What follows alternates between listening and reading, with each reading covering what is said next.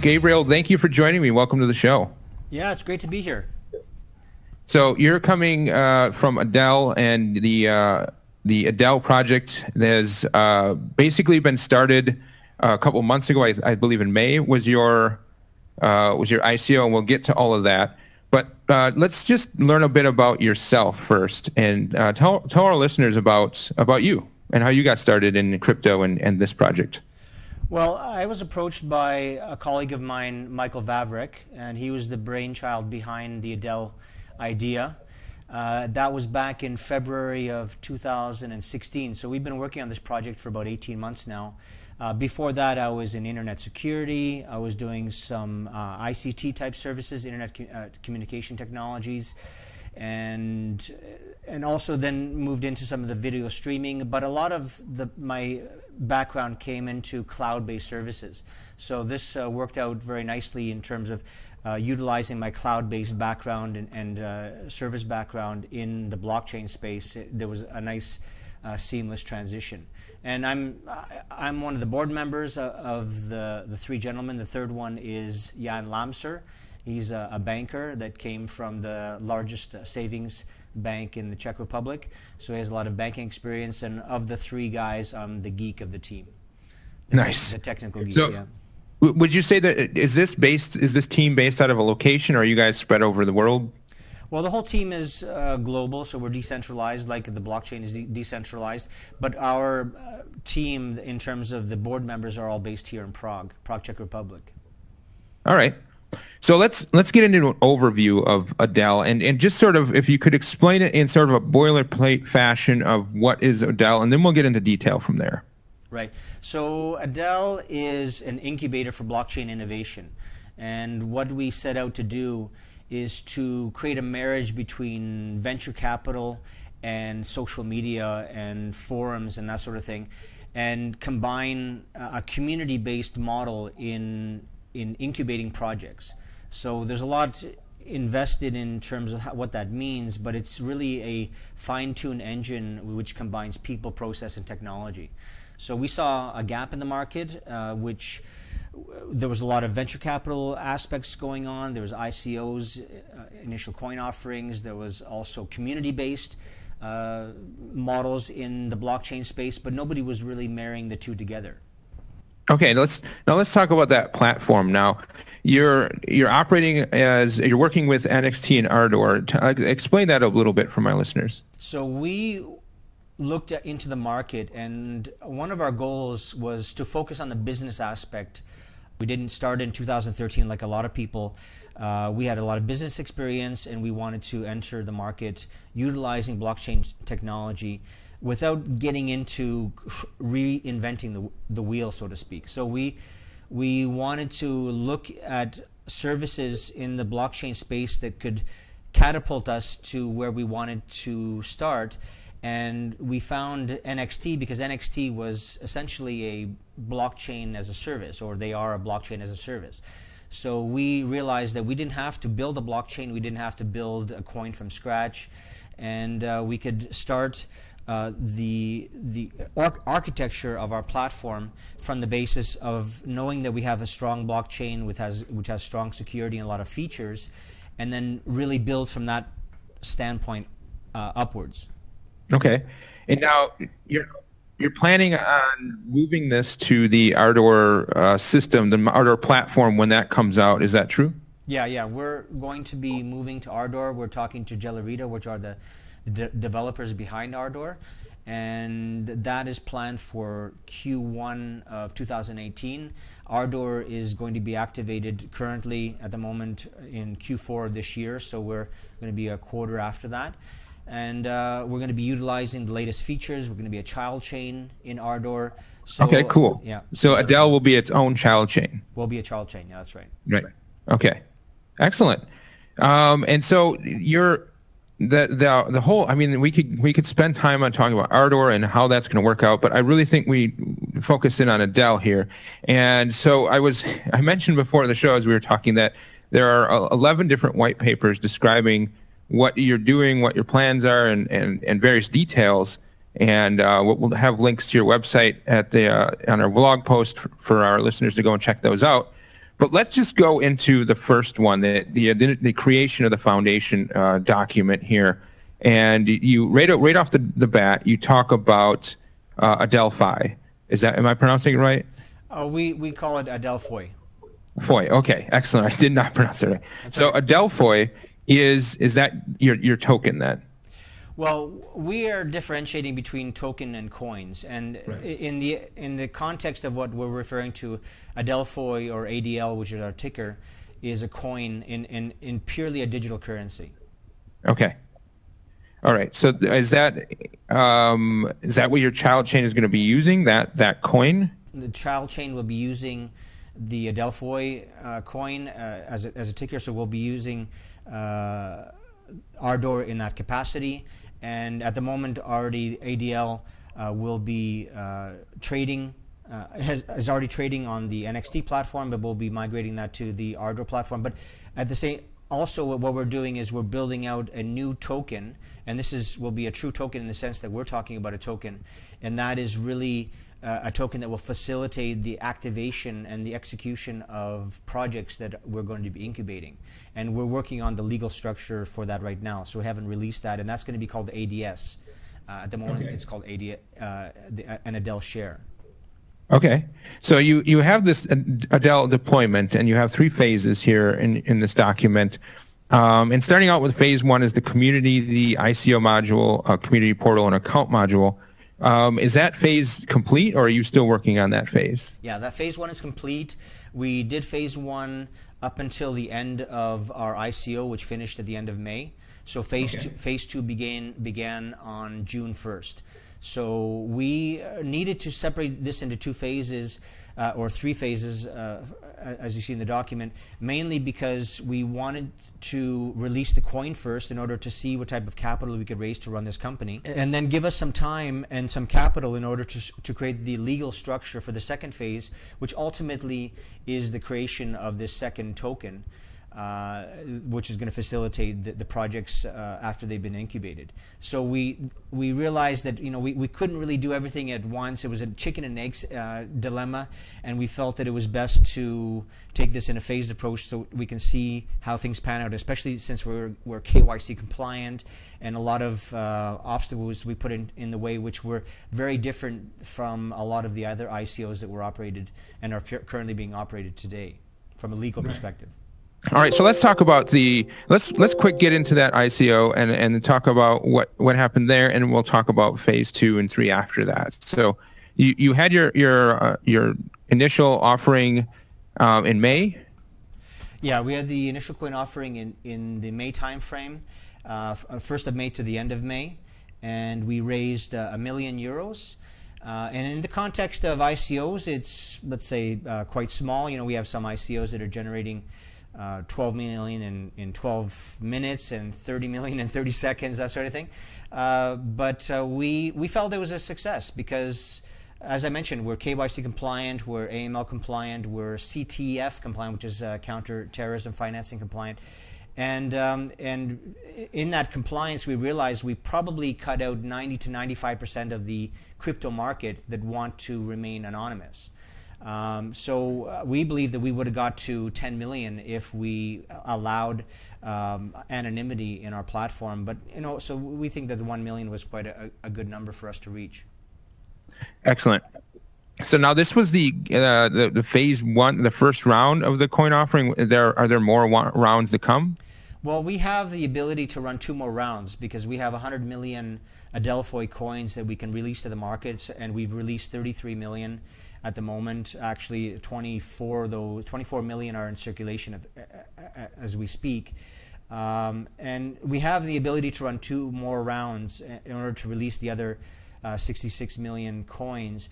And each of those rounds will be used to incubate projects, new projects that will come in as a result of those fundraising rounds, and also create the seed capital in order to fund those projects and solidify the second phase that we're in right now and get everything in place. And then once we have the momentum of the project incubation and the modules that we want to create, then we're going to start looking at the second phase, which will probably be at the end of next year. You know, we don't even know yet when that will happen. Okay. So what you're talking about incubating projects and things like that. What sort of projects would you be focused on, or you have a KYC, AML sort of capability here, which sort of opens you up to a whole slew of projects that aren't going to find that in a lot of other tokens and chains. So what's sort of like the focus of, we want to incubate these type of projects, we're really looking to get that, you know, what's that sort of like? Yeah. Well, that actually is a good question, because the KYC compliance applies not only to Adel, but also applies to every project that we run. And we realized that if we're just looking at the coin, the Adelphoi coin, then we really didn't need KYC compliance from releasing a coin. I mean, we could argue that point, but we established an entity in the Isle of Man, and that required us to do KYC compliance. But we would have gone through KYC compliance anyway, because we need that identification for creating a community that will eventually have some sort of stake. We're not exactly sure the legal form of that stake, but they'll have some sort of stake in these projects moving forward. As these projects start to grow and become successful. So that's really the foundation. And once we create that foundation, since we have created that foundation, then the world is our oyster. You know, you were looking at tens of thousands of blockchain projects out there and proof of concepts, and there's over 10,000 development initiatives on GitHub alone. So, you know, we're looking at FinTech, we're looking at healthcare, we're looking at Internet of Things, government, eGovernment type applications. We're looking at the ICT, information communication technology. Really, the world is our oyster in terms of what type of projects we can incubate. And we believe that if we can start to have a lot of projects, then it's really about diversifying that portfolio so that we have some balance in terms of risk for the members that are having a stake in those projects. So this is sort of, in a way, it really reminds me of the DAO, that sort of community surrounding, community incubating sort of project building situation. Would that be right to say that? Well, we are similar to the DAO in the sense that, you know, it's community based, and the community has a vested interest in incubating projects. But what we see is the DAO is more focused on the execution side. What our focus is really in the process, right from incubation all the way to execution. And what we refer to those are three stages. One is called idea incubation, which is I2. The second stage is project planning, which is P2. And then the third stage is enterprise execution, which is E2. And the I2 initiative, the idea incubation, is about creating the marketing document in a wiki process together with the community members. So that's one of the things that we're doing right now, is creating a collaboration module, which is building out this wiki process so that we can collaborate and collectively bring the intelligence of the members together to incubate this idea into a marketing document, typically around 3 to 4 pages long. And then we would move that project and the popular projects, because we're looking at having, you know, tens, if not, you know, potentially hundreds of projects in the future. We look at the popularity of that incubation, and those that rise to the top of that popularity in various different metrics. Let's say in terms of how many people are actually involved in that incubation process in terms of time and typing letters and so on, would then move to the business planning process, which is the project planning, P2.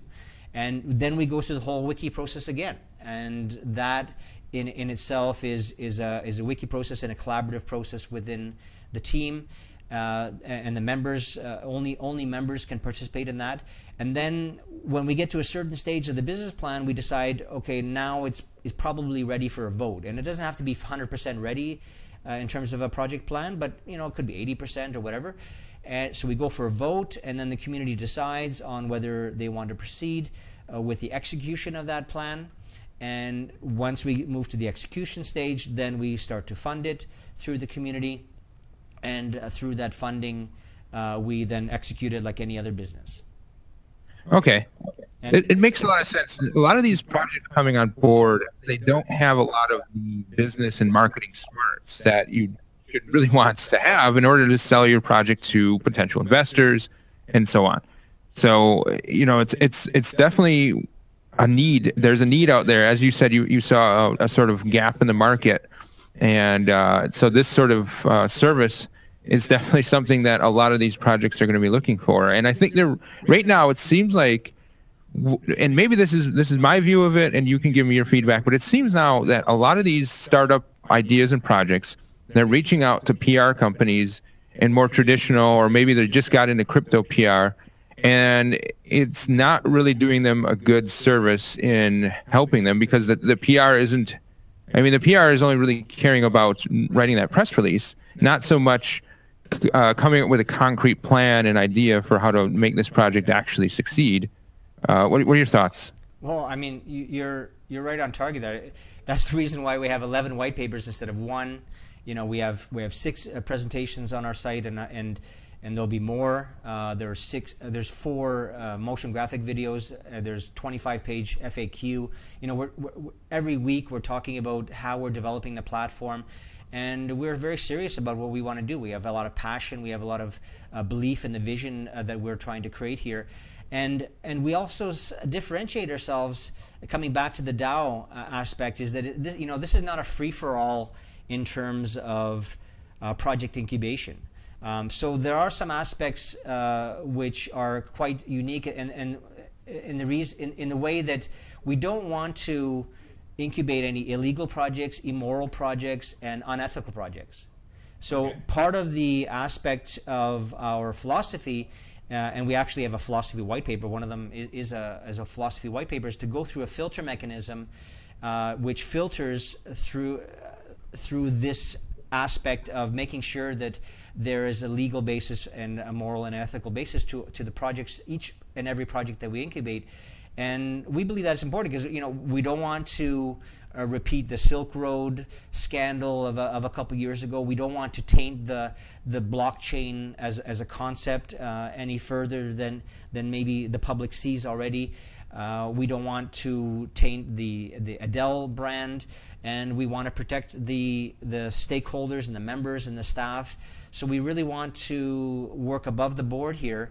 And so for those that say, well, you're not a DAO because you're not completely decentralized in that aspect and you're filtering, well, we're the first to admit that that's the case. We have a certain moral obligation, we believe, to incubate good projects, and that's why we call ourselves a centralized/decentralized model. And we believe that there's a lot of justification of why we're doing it this way. And those that are buying into the platform, that are identifying themselves through the KYC process, also are buying into that ideology. So we believe it's important. Yeah, and the DAO, the problem, it really stems from the free, as you mentioned, the free-for-all aspect. But I don't think that any of these businesses that you can't really come up with an idea and then give it to the internet and say, the internet, run this DAO and execute it like I would run it because I came up with this idea. I don't think that's the DAO can't happen. I don't think in a real honest sense. It can't happen until the project is running, until there are people in position that believe in the idea, that are seeing it through, and then it can look at becoming some sort of DAO. I don't think any of these projects that claim to be a DAO are actually a DAO at this point in time. But I think what you have going, the KYC AML aspect, I think there are a lot of traditional businesses that are looking at the blockchain space, but they have all their regulations and they have all these assets and property and all kinds of things that they have that they don't want to lose to some sort of legal snafu. So it seems like do you have prospects right now of potential projects you're going to incubate? Well, let me back up and say, you hit the nail on the head in terms of another differentiation of the DAO. A lot of people have great ideas, but I think it was Thomas Edison that said that it's 1% is idea and 99% is sweat. And that's really what it's all about. It's all about the implementation, and we really want to make sure that there's a combination of people, process, and technology in order to create this incubation process to business planning. Because a lot of these companies that are being developed in the DAO process, we see that is going right from idea to execution, and there's no business plan. And you know, the history has shown that a lot of businesses just fail because there's no business plan, and you start to make mistakes that really could have been solved in a business plan. Right. And you have people that are working in a DAO that say, you know, I don't have the resources to create a business plan, so you know, here's my idea, and see what happens. Whereas in Adel, there's going to be legal experts, accounting experts, and you know, fiduciary, marketing, sales, operation expertise, and we have multiple layers of expertise. Not only are we looking at that expertise at the community level with the members, but we're also going to have a project review committee which will have in itself those experts that are going to oversee the idea incubation in the project planning process. So, you know, we really have created a very nice process that we need to execute on and create this collaboration module in order to really get it off the ground. So coming back to your question, do we have a pipeline? We have around 25 projects right now that could potentially be incubated. We need to look at which ones are viable. We need to look at which ones will actually become part of the incubation process, the I2 process. But there are 25 ideas that have come in. We've submitted about 12 of them into our system. We have another 12 or so from the community. And we're building out the collaboration module to present these ideas to the community, which we haven't done yet. So we're doing idea incubation in a microcosmos. So we're working with some high-level community members that are really keen on working with us. So we've exposed some of the projects with them. We have an excellent project that we're going to be announcing quite shortly in terms of incubation, which is really going to kickstart what we're up to. It's going to be a FinTech project that our R&D team came up with. And what's going to be interesting is that just because an idea is not good doesn't necessarily mean that it's going to be shelved. Because we're going to have really a 30,000-foot view of idea incubation, we'll be able to say, well, you know, this project wasn't a great idea 6 months ago, but let's combine it with this other idea, and if we can combine the two, then maybe we can have even a better idea. So that type of holistic view of ideas and combining them to make them even better then really starts to change the game in terms of how this process is going to play out. And also, we also look at it from a time perspective. You know, it may take us 4 months to get the first business plan together, but we want to cookie cut this whole business planning process and have a community that are going to be experts in terms of business planning. So it may take us 4 months the first time, 3 months the second time, maybe after 10 times we'll be doing business plans in 1 month. So we really see that we're going to have a community that are going to become experts in business planning over time. Excellent. I think you're definitely filling in a niche that needs some scratching. So one last thing, in your website here, you have a bunch of supported blockchains, and of course there's the NXT and Ardor. But you have like Ethereum, Lisk, NEM, and some others in Waves. How are you integrating or supporting or working with these blockchains? Is there sort of is this just like working with them, or are you trying to like integrate these blockchains into your platform as well? Well, the first thing to mention, JJ, is that we are vendor agnostic from a blockchain perspective. So we're blockchain agnostic. The NXT team are quite aware of that from the beginning. We mentioned to them that we wanted to be blockchain agnostic, and that we were using the NXT blockchain because they were the best blockchain as a service, and they still are. But for projects, the projects can be on any blockchain. And in fact, the first project that we are going to be announcing is going to be on the Ethereum platform. Because we want to use the smart contracts aspect of the Ethereum platform, which is not a big focus on the NXT platform. So the first project will be Ethereum based, so that's kind of a little bit of an entry into what we will be announcing, and I can't really talk about what we'll be announcing yet. But you know, it can be Byteball, it can be NEM, it can be Waves, Stratus, and we are open to any of those blockchains. And you know, that technological layer that sits below Adel or below all the projects can ride on any blockchain. So we want to. The first step is really to communicate to the market that we are blockchain agnostic, and how we institutionalize that as we incubate projects is we'll see how that plays out, how we build out partnerships, maybe formalized partnerships. Maybe some of the blockchains will start to come to us, and we can have much more of a structured agreement, but it's still early to tell. Well, I think what you mentioned earlier was the whole changing ideas and looking at the ideas now and then revisiting them later, or adding together ideas. I think that is a big important factor going on with the current and future development, is not only looking at combining ideas, and that you don't need just this token to do this one thing, and this you can combine with other things, but also using existing platforms to do the jobs that you don't want to, you know, reinvent the wheel. Like you talked about going to NXT because you didn't have to build your own blockchain. But I see that in the project space, that as some of these other established ideas actually start to work, that partnerships and collaborations between the various blockchains and tokens and coins are going to be the next big thing, I think.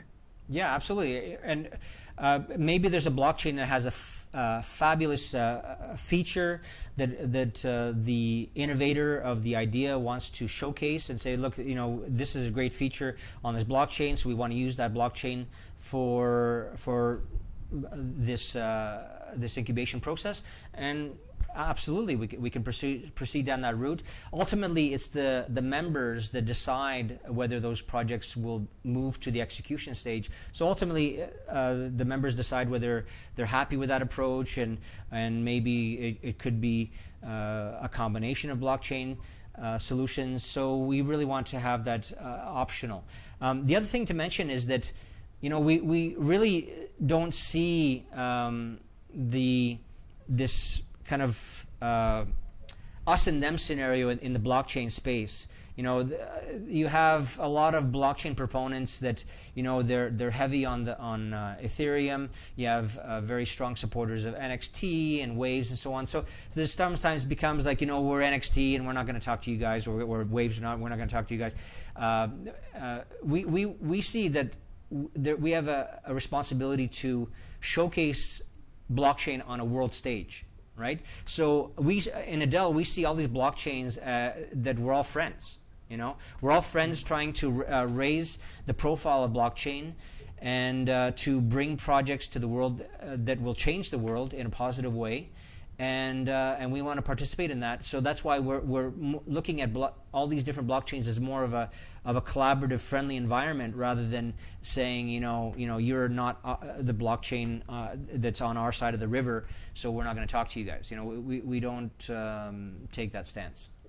Right. I think I agree completely with that. You know, being blockchain agnostic, it's a whole bunch of experiments be conducted, and it's, sure, they're all very similar experiments, but they all have their own take on how to conduct this experiment. And you know what?